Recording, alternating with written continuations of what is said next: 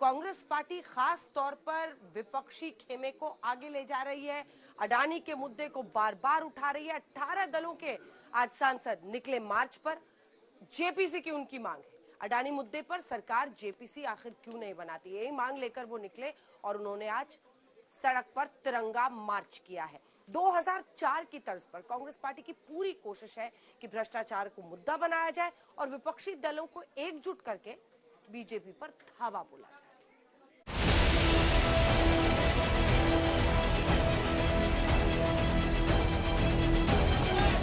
मोदी सरकार के खिलाफ ये विपक्ष का तिरंगा मार्च है और इस तिरंगा मार्च में विपक्ष का शक्ति प्रदर्शन है, जो ये दिखाने की कोशिश करता है कि अब की बार 2024 की लड़ाई में विपक्ष एकजुट है। संसद से लेकर राष्ट्रपति भवन तक विपक्ष के 18 दलों ने तिरंगा थामा और मोदी सरकार के खिलाफ ऐलान जंग कर डाला।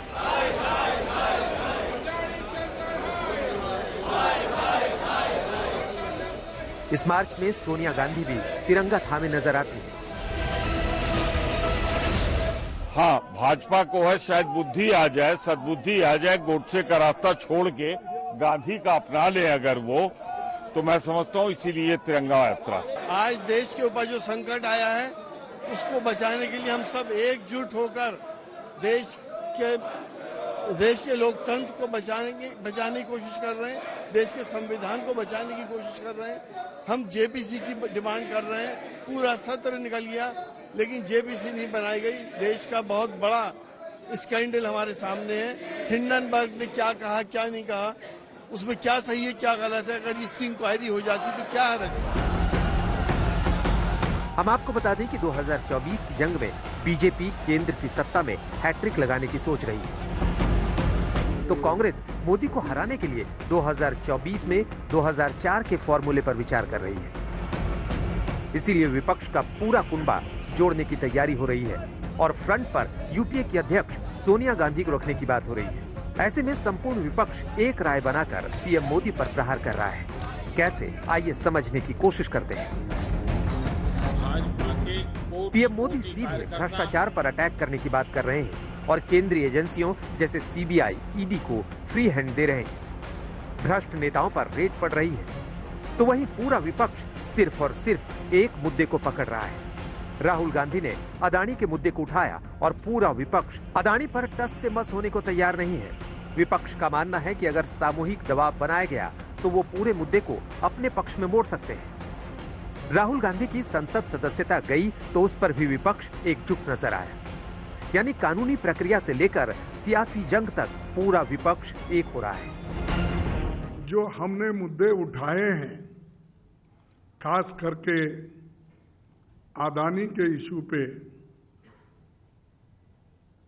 सारे 18-19 पार्टियां एक होके एक कॉमन मुद्दा था कि अडानी को इतना महत्व क्यों दिया जा रहा है और अडानी की संपत्ति केवल 2.5 साल में 12 लाख करोड़ कैसी बनी और सरकार से पैसा लिए, LIC से लिए, बैंकों से लिए, सरकार का पैसा और पब्लिक सेक्टर की संपत्ति उन्होंने खरीदा। इसका सरकार इतना जो खासकर मोदी जी जो बढ़ावा दे रहे हैं, इसका मतलब क्या है?